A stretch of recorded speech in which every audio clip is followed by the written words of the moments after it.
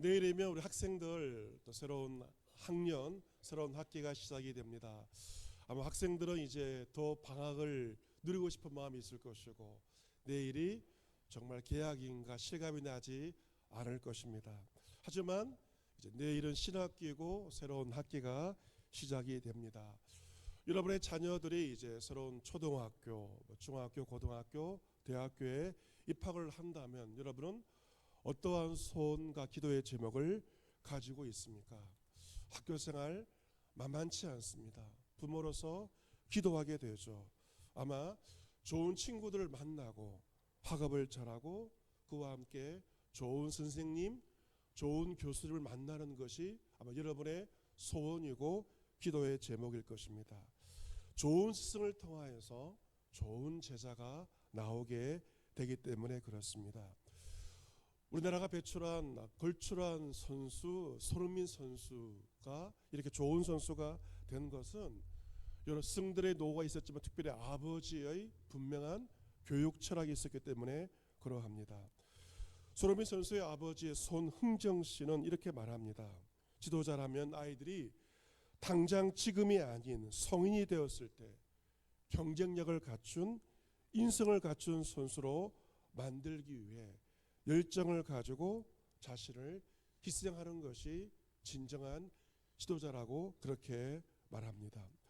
손흥정 씨의 교육 철학은 솔선수범입니다. 부모로서 먼저 본을 보이는 것이고 교사로서 먼저 본을 보이는 것이죠. 부모가 TV를 보고 핸드폰 화면만 들여다보면서 아이들에게 공부하라고 하면 통하겠느냐라고 말합니다. 자녀가 책을 읽기를 원한다면 부모가 거실에서 책을 읽거나 글을 써라고 그는 말합니다. 부모라면 배고픔과 불편함을 견딜 줄 알아야 한다. 그 모든 것 우리 아이들이 보고 배운다라고 말하기도 합니다. 오늘 성경 본문의 인류의 최고의 스승이신 예수님께서 12명의 제자들을 부르시는 장면입니다. 12명을 부르시고 12명을 세우시는 일은 예수님에게 너무나도 중요한 일이었습니다. 오늘 말씀 마가복음 3장 13절을 보시면 또 산에 오르사 자기가 원하는 자들을 부르시니 나온지라 라고 기록되어 있습니다. 예수님에게 산은 등산의 장소가 아니라 기도의 장소였습니다. 예수님은 제자들을 부르시기 전에 기도하시러 산으로 가신 것입니다. 그리고 밤이 새도록 철야 기도하시면서 하나님께 기도하시고 응답을 받고 밝음에 제자들을 부르신 것입니다. 예수님은 자기가 원하는 자들을 제자로 부르십니다. 시험을 통과하고 능력을 갖춘 자들 제자로 부른 것이 아니라 주님은 자신이 원하는 자들을 자기의 제자로 부르신 것이죠. 주권적으로 택하신 것입니다. 수제자 베드로에게 하신 것처럼 나를 따르라 라고 하시면서 불러주셨고 그 부름받은 자들이 주님의 제자가 되었습니다. 이에 12를 세우셨고 예수님은 그 12로 자기와 함께 있게 하십니다. 예수님의 교육 철학은 무엇인가? 함께 있는 것입니다. 3년 동안 같이 밥 먹고 같이 자면서 모든 삶을 함께 하는 것이 예수님의 제자 훈련이었습니다. 수업 시간에만 주님과 함께하는 것이 아니라 함께 밥을 먹으면서 밥상머리 교육을 받고 24시간 모든 시간을 함께 하는 것, 이것이 예수님의 제자 훈련 방식이었습니다. 스승과 함께 하다 보면 제자들은 스승에게 모든 것을 배우게 됩니다. 의사들이 의과 대학 공부를 하게 되는데 이야기를 들어보면 정말 공부가 어렵다고 합니다. 밥 먹을 시간, 잠자는 시간은 말할 것도 없고 밥 먹는 시간이 없어서 김밥을 먹으면서 공부하고 의과대학 강의실에 김밥 냄새가 자욱하다고 합니다. 그렇게 힘들게 이론을 배운다고 해서 실습만 한다고 해서 좋은 의사가 되는 것은 아니죠. 인턴 과정과 전공이 과정을 통해서 좋은 교수님을 따라다니면서 4년간 5년간 함께 하면서 자신도 모르는 사이에 좋은 의사가 되는 것입니다. 2017년 우리 교회 부흥회 때 강사로 오신 분은 정필도 목사님, 수영로 교회를 세우셨고 부산 경남 지방에서 정말로 목회의 큰 어른이셨습니다. 그때 부흥회 때 정필도 목사님과 한 3, 4일을 함께 하게 되었습니다. 집회 때만이 아니라 그 외의 모든 시간, 새벽 아침도 같이 먹고 점심 저녁을 먹으면서 차를 타고 이동하면서 모든 시간들이 저에게 큰 배움의 시간이었습니다. 목회를 어떻게 해야 될지, 설교를 어떻게 해야 할지, 목회의 대가로부터 많은 것을 배우는 정말 소중한 시간이었습니다. 이번 부흥에 또 오시는 강사 목사님, 하나님께서 귀히 주시는 분이십니다. 개인적으로 저의 친구입니다. 하지만 이 3일 동안 정말 많은 것을 배우고자 하는 마음이 저에게 있습니다. 함께 있는 그 소중한 시간들 통하여 많은 것을 배우고 얻게 되는 것입니다. 예수님이 이처럼 3년 동안 자신과 함께한 12명의 제자들을 어떻게 하시는가? 왜 그들을 제자훈련 시키셨는가? 이유가 있습니다. 세상에 보내시기 위함입니다. 첫 번째 목적은 무엇입니까? 오늘 말씀 보시면 전도를 위해서 그들을 세상에 보내십니다. 예수님께서 여러 갈릴리의 마을로 다니시면서 복음을 증거하셨던 것처럼 제자들도 세상에서 전도하게 하십니다. 물고기를 낚으며 살았던 어부들, 이제 사람을 낚는 어부가 되게 하십니다. 두 번째 사명은 무엇입니까? 오늘 말씀 보시면 귀신을 내쫓는 권능도 가지게 하셔서 권능을 가진 그들을 세상으로 보내셔서 더러운 귀신을 쫓아내게 하십니다. 예수님은 공생의 사역을 하시면서 가르치시며 고치시며 전파하시는 일들을 하시면서 병자들을 고치셨고 더러운 귀신 들린 사람들을 깨끗게 하시는, 귀신을 쫓아내는 그 일을 하셨습니다. 그 권능은 예수님의 권능이었고 예수님의 권위였죠. 예수님의 권위와 권능 앞에 귀신들은 엎드렸습니다. 경배했습니다. 사람들은 경배하지 않았지만 귀신들은 귀신처럼 알고 예수 그리스도 하나님의 아들로 경배하고 그를 높였습니다.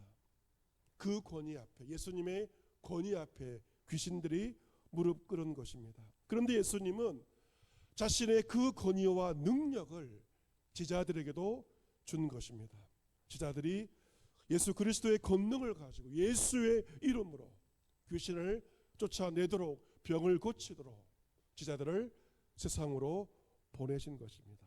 전도하게 하기 위해서, 귀신을 내쫓게 하기 위해서 가르치셨고 제자들에게 권능을 부여하셔서 그들을 세상으로 보내신 것입니다.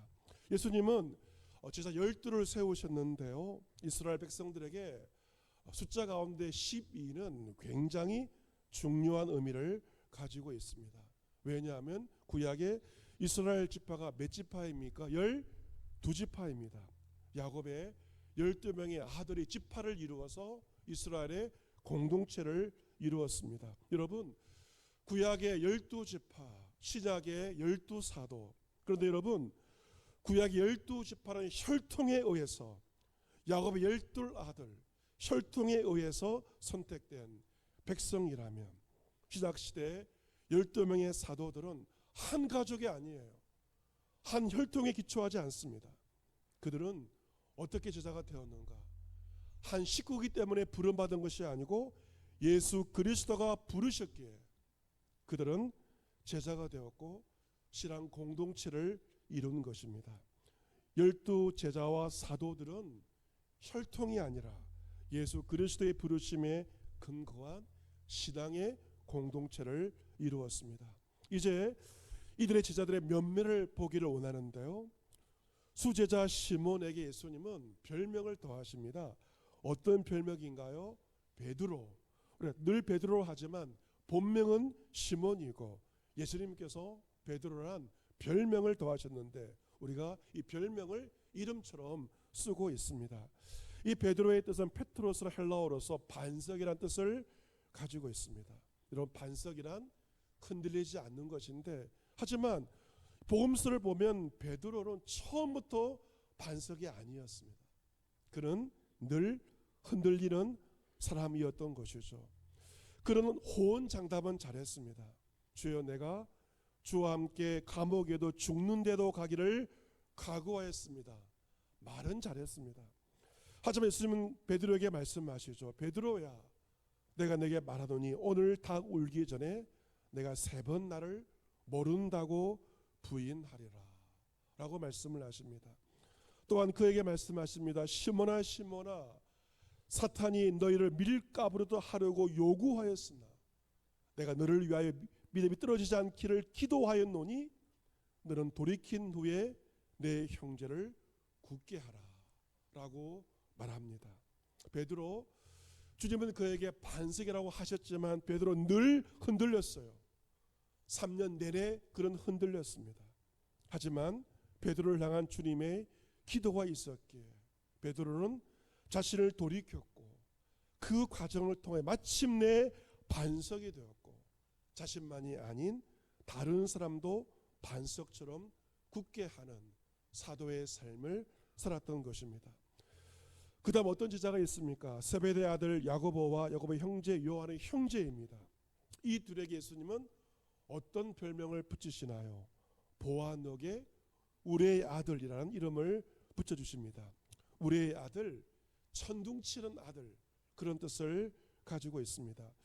우리의 아들은 야고보 요한의 성격을 말하고 있는데요, 야고보 요한은 불같은 천둥 같은 요란스러운 성격의 소유자였던 것입니다.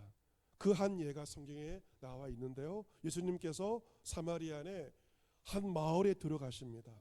그때 예수님의 일행은 예루살렘을 향하여 가고 계셨는데 당시 사마리아 사람들과 예루살렘 백성들은 사이가 안 좋아서, 그래서 목적지가 예루살렘인 것을 알고 사마리아 사람들은 예수님의 일행을 자신들의 마을에 받아들이지 않고 거절을 하게 됩니다. 그러한 거절을 본 야고보 요한 이렇게 말합니다. 주님, 하늘에서 불이 내려와 그들을 태워버리라고 우리가 명령하면 어떻겠습니까? 한성격하였습니다. 자신들을 거부하는 그 사마리아 사람들에게 하늘의 불이 내리기를 원하였던 천둥 같은 성격의 소유자가 야고보였고 그의 형제 요한이었습니다. 여러분, 그런데요, 이런 불같은 성격의 소유자 요한의 또 다른 별명이 있습니다. 어떤 사도입니까? 사랑의 사도가 되었습니다. 어떻게 하여 천둥의 아들 사도 요한이 사랑의 사도 요한이 될 수 있었을까? 비결은 예수님과 함께했기 때문에 그렇습니다. 예수님은 어디를 가시도 항상 3명의 제자를 동행하셨는데 바로 베드로와 야고보, 요한이었습니다. 천둥 같은 성격의 불같은 성질을 가진 야고보와 요한이었지만 3년 동안 예수님과 함께 있다 보니 어느새 사랑의 사도로 바뀌어지게 되었고 우리의 아들에서 사랑의 사도가 된 것입니다. 누구와 함께 하는 자가 내 인생을 바꾸게 되는 것입니다. 또한 제자들의 이름이 18절에 나와 있죠. 안드레, 필립, 바돌로메, 마테오와 도마, 알페의 아들 야고보 및 다데오와 가나나인 시몬이라고 되어 있는데 이 가나나인은 1번 되어 있죠. 밑에 가보시면 열심당원의 뜻을 가진 아람어입니다. 이 시몬이라는 사람은 열심당원, 혁명당원이었습니다. 또 누가 있나요? 그 제자 가운데서 마태는 직업이 세리입니다. 당시 세리는 친로마의 파였고 그리고 로마의 명령을 받아 세금을 거두는 사람들이 바로 세리였습니다. 어떤 제자는 세리였고 어떤 제자는 혁명당원이었습니다. 일제시대로 말한다면 어떤 제자는 친일파였고 어떤 제자는 독립투사였던 것입니다. 12명의 제자 가운데 누구는 친일파였고 누구는 독립운동한 그 사람들이 예수님의 제자가 된 것입니다. 마지막 제자가 누가 소개되고 있나요? 가룟 유다. 예수님을 판자라고 소개가 되어 있습니다. 가룟 유다 회개의 일을 맡았고 셈이 빨랐을 것이고 머리가 좋았을 것입니다. 하지만 유다는 그 좋은 머리로 헌금에 손을 대었고 도둑질을 하였고 마침내 스승 예수님을 은을 받고 팔아 넘기게 되었습니다. 예수님은 모르는 사람이 아닌 3년 동안 동고동락한 자신의 제자 가룟 유다에게 팔려지는 신세가 되어버린 것입니다. 여러분, 12명 많지 않은 숫자입니다. 그 제자 가운데 별별 인간들이 다 있는 것입니다. 이것이 제자들의 면면이었고 오늘날 교회의 현실입니다. 여러분, 교회에는요 천사들이 있지 않습니다. 별별 사람들이 다 모여 있습니다. 성질 부리는 사람도 있고요. 예수님과 교회를 팔아버릴 수 있는 그러한 사람도 성도 간에 있다는 것입니다. 하지만 그들은 별별 사람들이었지만 예수님께서 불러주셨기에 그들은 예수님의 제자가 된 것입니다. 그들은 강한 자가 아니라 약한 자였고 세상에 큰 자가 아니라 작은 자들이었습니다. 예수님은 강한 자와 큰 자가 아니라 작고 약한 자들을 자신의 제자로 불러주셨고 세워주신 것입니다. 그들은 부름받을 때 약한 자였고 그들은 작은 자였지만 주님은 마침내 그들을 반석으로 변화시켰고 사랑의 사도로 변화시켜 주신 것입니다. 이것이 바로 예수 그리스도의 부르심입니다. 여러분, 우리나라에 치과 의사들 가운데 전신마비를 가진 치과 의사가 있다는 것을 알고 계시나요? 저 처음 알게 되었습니다. 치과 의사는 굉장히 세심해야 됩니다. 신경을 건드릴 수 있기 때문에 정말로 세심함이 생명인데 손 떨리면 치과 의사를 못하는데 그런데 우리나라에 전신마비를 가진 치과 의사가 있는데 전 세계에 단 한 명 있는 사례입니다. 분당 서울대병원에 있는 이규환 교수 올해 45살입니다. 어깨 일부와 양 손목 외에 전신마비인데 본인이 직접 만든 보조기구를 검지손가락에 끼고 환자를 치료하고 있습니다. 하지만 그가 처음부터 장애인은 아니었습니다. 그는 공부를 잘했고 188cm 큰 키에 걸맞게 테니스와 수영 등 못하는 운동이 없는 잘나가는 지대생이었습니다. 하지만 2002년도 치대본과 3학년 때인 여름방학 친구를 따라간 수영장에서 다이빙을 하다가 목이 부러지게 되었습니다. 손발은 물론 심장과 폐를 움직이게 하는 주요 신경이 지나가는 경추 3번, 4번, 5번, 6번이 손상이 되었습니다. 사지가 마비되었고 숨조차 쉴 수 없는 끔찍한 일이 젊은 그에게 벌어지게 되었고 중환자실에서 일주일 만에 눈을 뜨게 되었습니다. 그는 처음에 이렇게 기도했다고 합니다. 울면서 기도하기를 하나님 저를 일으켜 세워주세요. 마치 꿈과 같은 현실입니다. 잠을 자면 바뀌어질 것으로 잠을 잤지만 잠을 자고 깨워도 현실은 마찬가지였습니다. 하나님 저를 일으켜 세워주세요. 살려달라던 그의 기도는 바뀌어집니다. 주님 제발 저를 데려가 주세요. 너무도 고통스러워서 죽여달라고 기도했다고 합니다. 1년 동안 병원 생활을 하고 퇴원한 다음에 휠체어를 타고 복학하기 위해서 학교에 갔지만 교수님들은 그를 위로하였지만 복학한 것은 인정하지 않았다고 합니다. 그러니까 머리가 좋으니 의사 말고 변호사의 길로 가라라고 하였고 그의 치대 복학을 교수님들이 반대하였다고 합니다. 하지만 딱 한 명의 교수님이 그에게 용기를 북돋아 주었습니다. 해보자, 내가 도와줄게. 치과대학 학장님이었습니다. 내가 이렇게 하고 싶어 하는데 왜 너가 전과하거나 대학 당해야 하느냐? 학생이 공부하고 싶다면 당연히 하게 해주는 것이 교수의 일이다. 도와주지를 못할 망정 하지 말라는 게 말이 되느냐? 하다 그만두더라도 일단 해보자. 학장님께서 그에게 이렇게 말을 해주신 것입니다.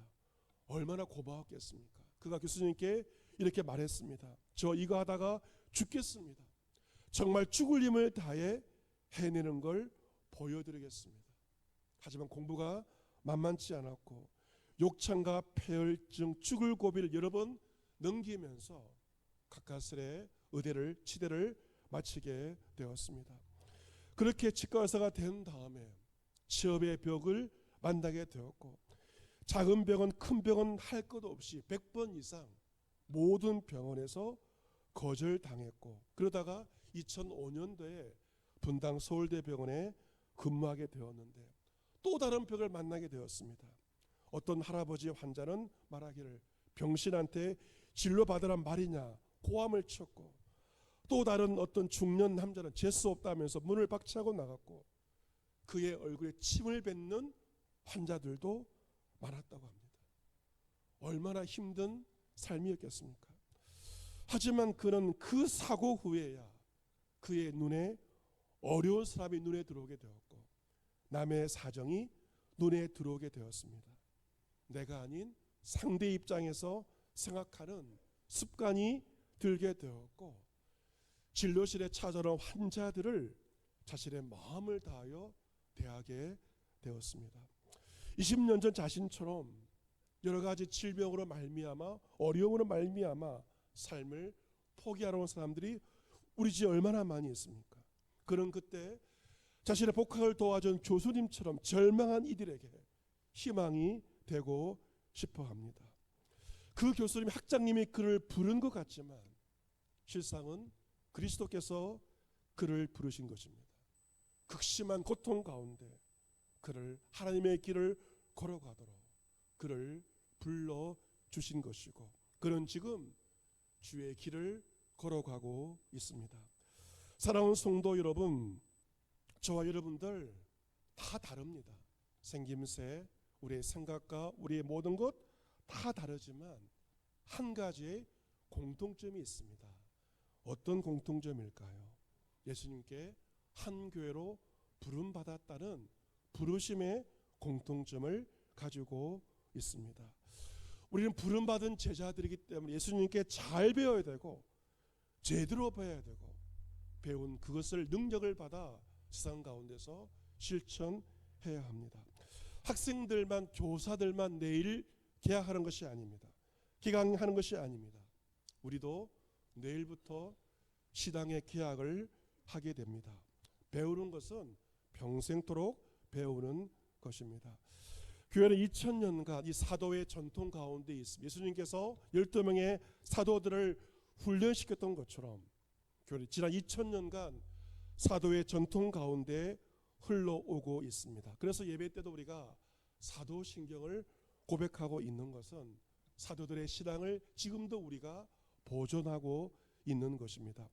초대교회의 모든 교회 생활, 기도와 교제와 모든 것의 근거는 사도의 가르침을 받는 것으로 모든 교회의 활동을 한 것입니다. 주의 말씀을 잘 배울 때 우리는 세상에 나가 전도할 수도 있고요. 귀신을 내쫓는 능력 있는 귀한 일을 감당할 수 있을 것입니다. 그래서 우리는 세상 사람들로부터 어떤 말을 들어야 됩니까? 예수님의 제자이시군요. 직분을 넘어서서 당신은 정말 예수 그리스도의 제자이시군요. 이런 말을 우리 들을 수 있어야 할 것입니다. 안디옥 교회 성도들이 그러하였습니다. 세상의 사람들이 안디옥 교회 성도를 향하여서 그리스도인으로 그리스도의 사람으로 불렀던 것입니다. 여러분이 먼저 예수님의 좋은 제자가 되시고 여러분의 자녀들과 성도들과 이웃을 주님의 좋은 제자로 만들어 가시기를 바랍니다. 여러분보다 더 좋은 주님의 제자로 만들어 가시기를 바랍니다. 주님 닮기 원하는 우리 교회가 주담교회가 믿음과 실력을 갖춘 그러한 인재를 키워내어야 할 것입니다. 이번 새봄 새로운 학기를 우리 모두가 맞이하였습니다. 주님의 지자로서 주님께서 하셨던 그 일들을 세상 가운데서 권위 있게 권능 있게 감당할 수 있는 저와 여러분 모두가 될 수 있기를 우리 진정한 스승 대신 주 예수 그리스도의 이름으로 축복합니다. 아멘.